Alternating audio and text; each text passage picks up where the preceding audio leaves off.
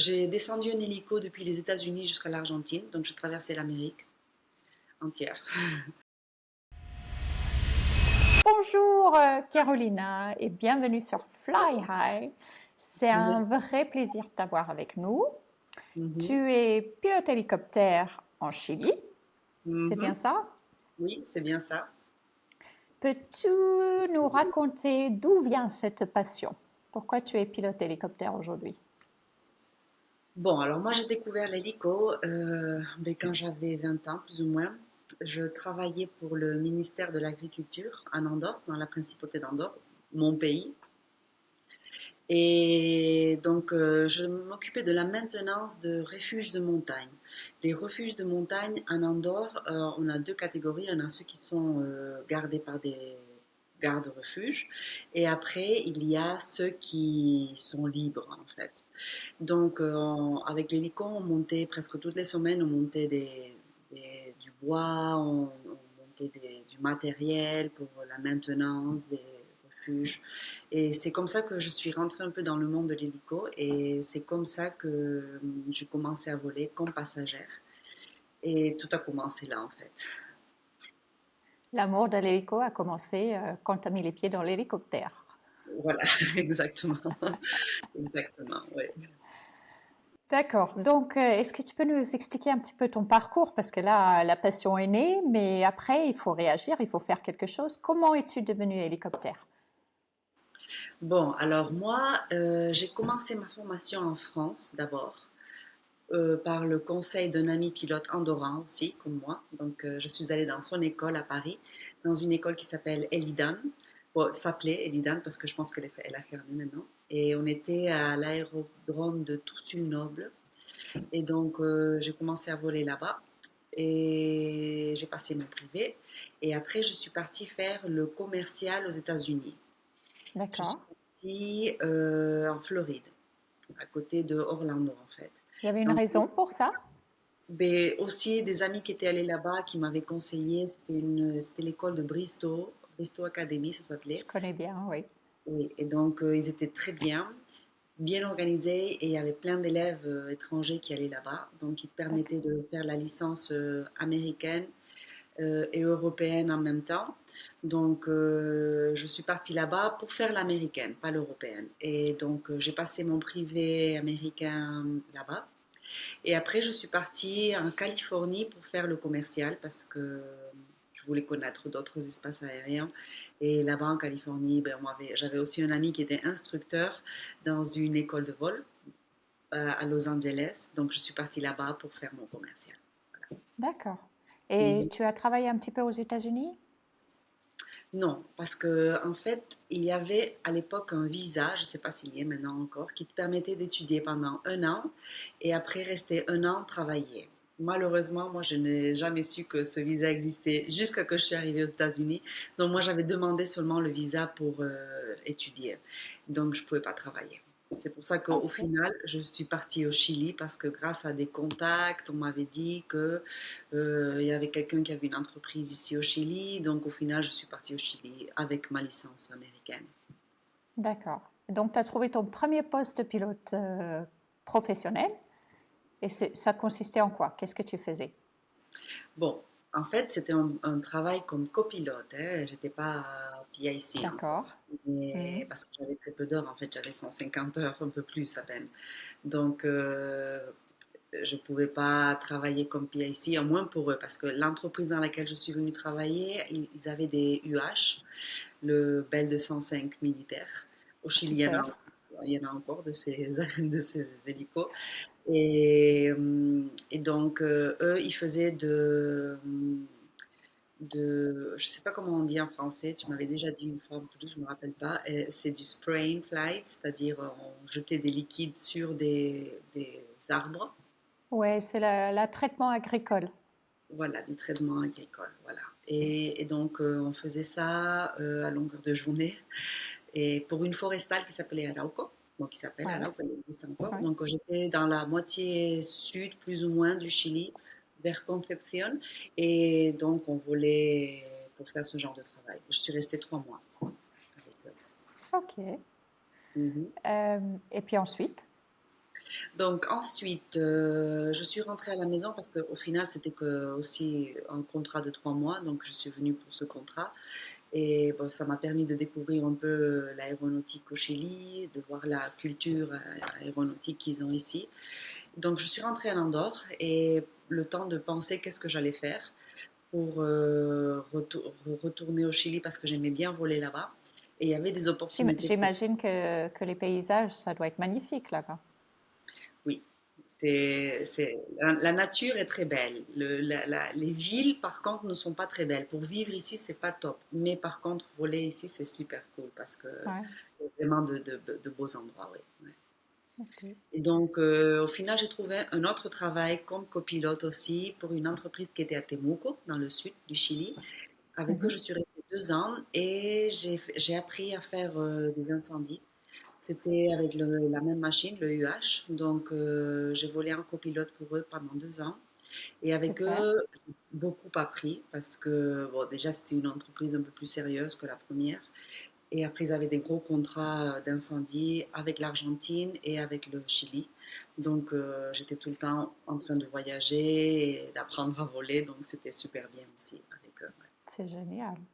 Ouais. Mm. Génial. Au bout de 2 ans, ma mère, elle a eu un problème de santé. Donc, j'ai dit, il faut que je rentre en Europe parce que ça faisait 2 ans que je ne rentrais pas à la maison aussi. Et donc, j'ai Ouais. dit, il faut que je rentre. Donc, de toute façon, ce contrat était de 2 ans aussi. Donc, pile poil, j'ai dit, je vais rentrer à la maison. Et je suis restée 1 an en Andorre avec ma mère à cause de son problème de santé. Et Mhm. après, j'ai eu ma première offre de travail pour une entreprise. En fait, c'est un lodge de pêche qui est en Patagonie. Eux, ils ont un 66. Le lot s'appelle Terra Luna. Et ça, c'était mon premier travail comme PIC, comme pilote, quoi. Ouais. Au Congo, en fait, Yeah. et donc là, je suis partie 6 mois. Donc, je suis partie Ouais. 6 mois voler en Patagonie. J'ai beaucoup Donc ça, appris c'était aussi. un travail où tu amenais les passagers? Voilà, transport public. On faisait des tours Transport touristiques public. sur les glaciers, sur les mers de glace et dans les alentours. Un peu de, oui, de transport dans les aéroports proches Ouais. et surtout des tours touristiques. Oui, pour un lodge. En fait, un lodge, c'est comme un hôtel rural Ouais. en Patagonie. Voilà. Super. Donc, très bien. Mhm. Et puis après, comment est-ce que, parce que là, tu étais commandant de bord, mais aujourd'hui, tu es dans une école de pilotage. Donc, Oui. qu'est-ce qui s'est Alors, passé par la suite? toutes ces années, dans toutes ces entreprises chiliennes dans lesquelles j'ai travaillé, j'ai bien appris le fonctionnement de l'entreprise aéronautique, à part de la partie vol. À part d'apprendre à voler, j'ai appris comment on marche, comment vendre des contrats, comment chercher des clients, comment gérer toute la partie gestion des vols du côté opérationnel en fait et dans les bureaux. Et donc parce que dans le dernier travail dans le lodge, c'était le propriétaire était pilote, il était tout seul avec son équipe dans l'hôtel, on va dire. Et donc il m'a dit, écoute, moi j'ai créé une entreprise aérienne avec un hélico et un pilote, c'est toi. Donc c'est toi qui gères tout. Et donc j'ai bien appris. Et donc là après ça, j'ai dit, ben, je vais monter ma propre entreprise. Et ça a été difficile parce que c'était juste avant la pandémie. Donc au début, je faisais surtout, j'avais pas d'hélico. Donc j'ai monté une boîte d'hélico sans hélico. Sans hélico, ouais, ça c'est embêtant, hein. Sans hélico. Alors au début, je faisais des trucs, des travaux administratifs pour les autres entreprises aéronautiques en fait. Gestion D'accord. du manuel d'opération. euh, je faisais aussi un peu de gestion du SMS. Je ne sais pas si on dit comme Mhm. ça, la partie sécurité de l'entreprise. Ouais. Et jusqu'à ce que j'ai trouvé mon associé, qui lui avait un hélico, un 66 aussi. Et donc, il m'a dit, ben, moi, je veux bien mettre mon hélico dans ton entreprise, si on en fait une autre entreprise. Et ça a commencé comme ça, en fait. Les premiers travaux qu'on a eus, les premiers travaux, ça a été plutôt du séchage et du contrôle de gelée, du freezing control. Et Ok. c'était nos premiers contrats, en fait. On a commencé comme ça. Alors, explique-nous un petit peu le séchage, parce que ça, en Europe, j'entends pas souvent parler. Par contre, la gestion de gel dans les vignes, chaque année, ça c'est régulier chez nous. Mais le séchage, explique-moi un petit peu à quoi ça sert, qu'est-ce que tu fais? Mais écoute, le séchage, c'est un type de vol très similaire au contrôle de gelée. En fait, tu sèches les plantes de l'eau. Normalement, elles se font juste au moment où c'est après les gelées. Quand, par exemple, ici, c'est les cerises. La plupart des clients, de nos clients, sont des producteurs de cerises. Le Ouais, Chili est un très grand exportateur de cerises. d'accord. Donc, le problème qu'il y a, c'est que quand la cerise est grande et sur le point d'être cueillie, s'il pleut, il reste une goutte en haut de la cerise. Et cette goutte, elle peut faire que la cerise se brise. Mm. Donc, du coup, il faut passer par-dessus les plantations très lentement pour utiliser le downwash, c'est-à-dire le vent relatif qui descend du rotor principal. Oui, le Pour souffle souffler, de l'hélico. voilà, avec le souffle de l'hélico, on souffle les plantes et du coup, on fait tomber les gouttes d'eau qu'il y a sur les cerises. C'est ça. D'accord. Et ça On les sèche. le sait. Super. Ouais. Ok. Donc ça, c'était les premiers travaux que vous avez fait, mais ensuite, vous avez, c'est quoi le passage? Vous avez ajouté des différents Oui. Alors, prestations, oui. Et alors d'abord, on a commencé avec ça, après on a fait un peu de transport public. Ça, c'est des types de vols qu'on a rajoutés dans notre manuel d'opération. Et il y a 2 ans, plus ou moins, juste après la pandémie, on a acheté un petit Robin 122 parce qu'on s'est rendu compte qu'il y a beaucoup d'entreprises qui font du travail aérien comme levage, incendie, séchage, mais il n'y a pas d'école de vol en fait. Il y en a très D'accord. peu et elles sont assez médiocres. Donc, comme moi, j'avais connu plusieurs écoles de vol dans le monde, en France, aux États-Unis, au Chili. Donc, je savais très bien comment je voulais que mon école de vol soit. Et donc, on a acheté un petit Robinson 22 et on a commencé comme ça. On a introduit l'instruction de vol dans notre manuel d'opération et on a commencé à faire des cours. Et ça a tout de suite très bien marché parce que déjà, il n'y en a pas beaucoup d'écoles. Et après, notre manière de travailler est différente des autres. Donc, ça nous a permis de gagner en popularité, on va dire. Et on a pas mal d'élèves. On est assez content avec ça, oui. Super, Mm. super. Donc, les prestations de services, c'est du transport public, c'est du travail aérien, c'est l'école de pilotage, donc c'est assez complet de ce que vous faites. Oui, pour avoir que des petits Robinson, c'est bien, oui. Avec des petits, oui, en R22 et en 66, c'est ça que Oui, vous avez? 66, voilà, oui. D'accord, Mhm. super. Mhm. Ah ben c'est bien, c'est très bien. Est-ce que, est-ce que tu peux nous expliquer une journée typique? Donc, c'est quoi que tu fais le matin quand tu arrives au bureau? C'est quoi ta journée? Qu'est-ce que tu fais? Bon, moi, j'ai eu un enfant, j'ai eu un bébé de 15 mois, il y a 15 mois. Et donc, ma vie a un peu changé. J'ai beaucoup moins de liberté pour partir voler comme avant. Oh, je te comprends. Non. J'en ai deux, moi. Il y en a deux, non? Oui, Mais c'est ça, quand on est pilote, c'est difficile de trouver le juste milieu quand tu es maman et quand tu es oui, pilote. Les hommes, ils ont oui. un problème parce que les hommes, ils partent travailler pendant un mois et nous, on peut pas parce qu'il faut rentrer à la maison. Donc, du coup, ma journée, elle commence avec mon bébé à la première heure du matin, vers 7 heures, 7h30 plutôt. Donc, je lui donne son biberon, je le change et je reste jusqu'à 8 heures plus ou moins avec lui. À 8 heures, c'est son papa qui le garde et moi, je viens au bureau. Normalement, je fais les 2 premiers élèves de la journée, c'est moi qui les fais. Normalement, chaque élève, ils ont des créneaux de 2 heures. Donc, de Oui. 8h30 à 10h30, j'ai le premier vol et de 10h30 à midi et demi, j'ai le deuxième vol. Et après, à midi et demi, c'est mon compagnon et en même temps associé qui prend le relais. C'est lui qui fait les vols de l'après-midi. Et donc, moi, je reste au bureau jusqu'à vers 3h30 plus ou moins, où je fais de la gestion un petit peu comptabilité. Je travaille sur la plateforme digitale dans laquelle nos élèves étudient aussi pas mal. Je fais aussi un peu les réseaux sociaux, et tout ce qui est la partie des GAC, papier, manuel, tout ça. Et vers 3h30, je rentre à la maison parce que la femme qui garde la nounou de mon bébé, elle part à 4h, donc il faut que je reste avec lui à partir de 4h. Donc ça me fait des journées un peu courtes, mais très chargées en fait. J'imagine, Mm. j'imagine, très chargé. D'accord. Oui. Est-ce que tu peux nous raconter un vol ou une expérience un peu particulièrement mémorable, quelque chose qui est resté rentré bien rentré dans ta mémoire? Bon, j'ai pas mal d'expériences que j'oublierai jamais, dans le bon sens et dans le mauvais aussi, on va dire.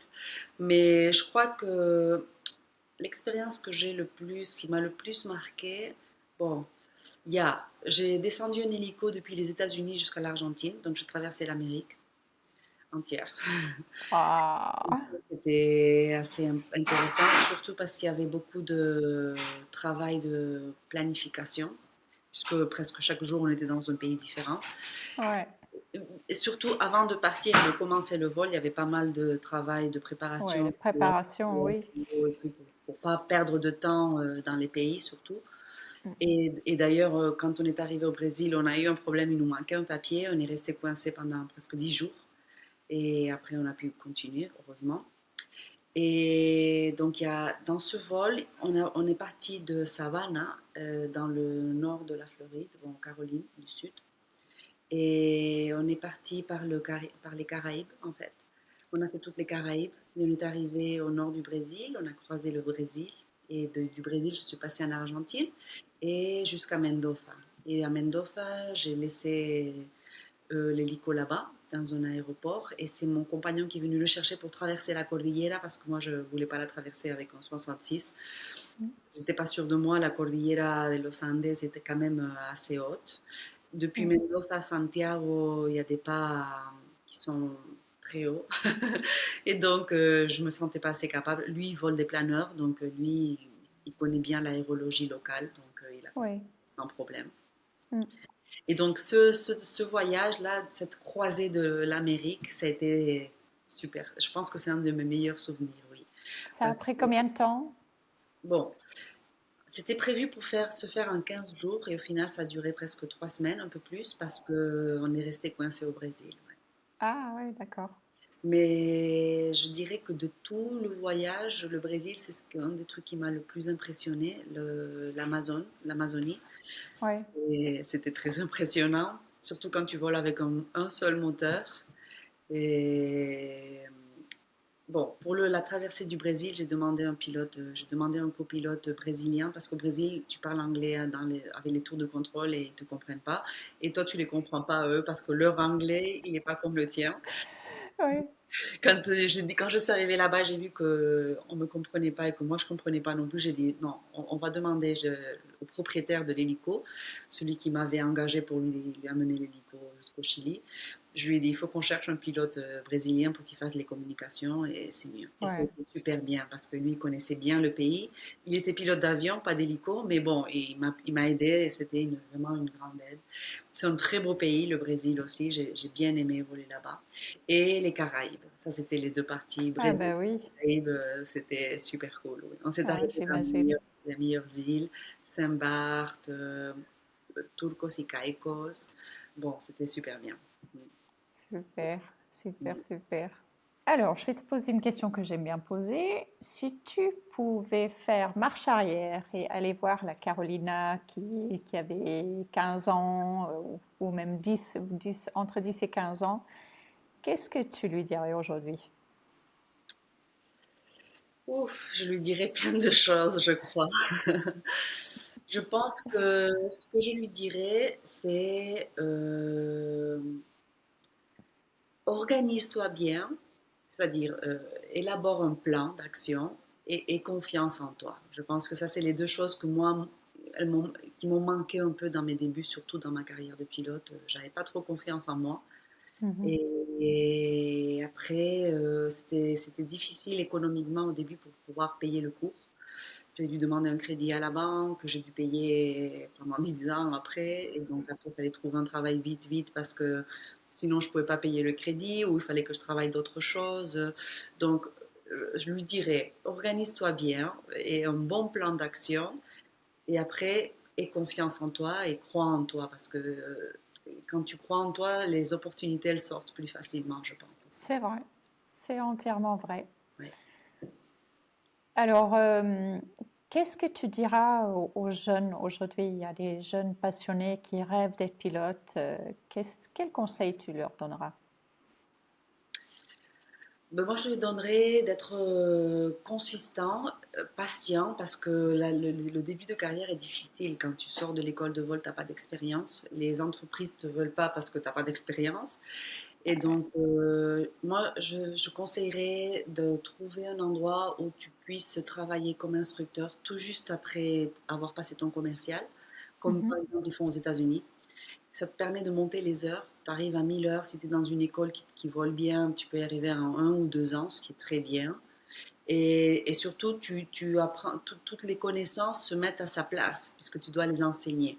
Donc, tout ce mm, que tu as appris, après, tu l'intériorises. Et donc, je pense que c'est une très bonne façon de commencer une carrière d'hélico.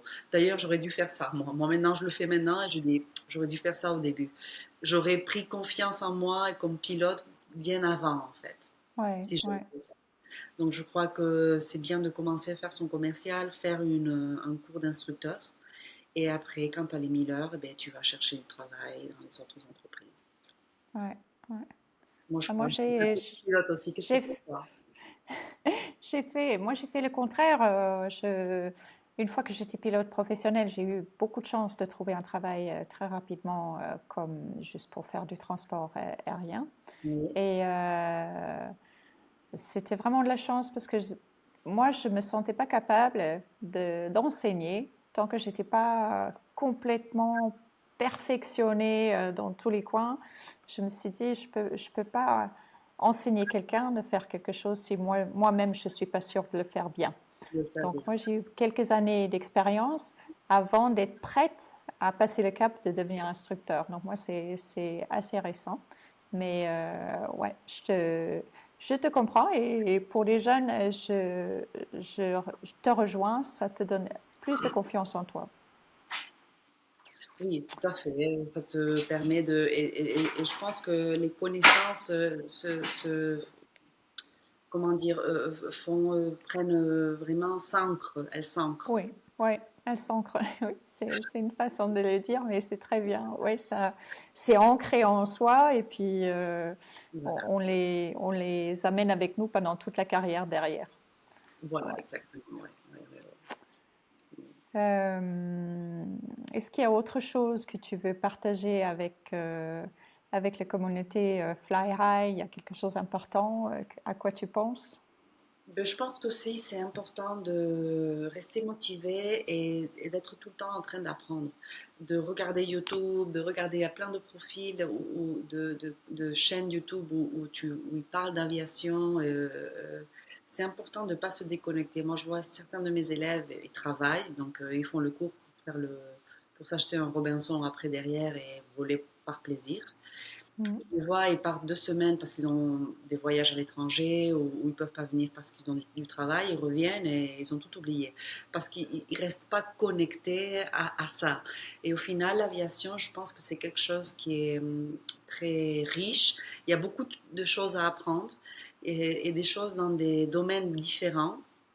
Donc, pour rester au top dans les connaissances et pas te finir dans une situation de vol où tu peux avoir un problème ou tu peux te mettre en danger, c'est bien Mm. de rester tout le temps en train d'être connecté à l'aviation. Et quand il n'y a pas de contact, ben, YouTube, par exemple, c'est super bien pour pouvoir continuer à apprendre et pas oublier les choses et que ça reste frais dans ta tête, en fait. Ouais, c'est de très bons conseils. On apprend tous les jours jusqu'à la fin de sa carrière. Il y a toujours quelque chose de nouveau à apprendre. Tout à fait, oui, oui. Et Carolina, est-ce que tu as des gens qui viennent d'Europe pour voler en Chili, par exemple, en vacances, ou s'ils veulent faire un petit tour en hélico, prendre les commandes, c'est Ah quelque oui, chose que vous pouvez proposer? Oui, dans notre école, on propose le baptême de l'air, en fait, c'est pour aller voler. On a eu des pilotes étrangers qui sont venus, qui nous ont contactés voilà, pour voir Santiago depuis l'air, mais aux commandes. Donc, on fait ça avec le Robinson 22 et avec un instructeur, bien sûr. Et même si la personne est pilote, elle peut voler, mais il y a toujours un instructeur à côté.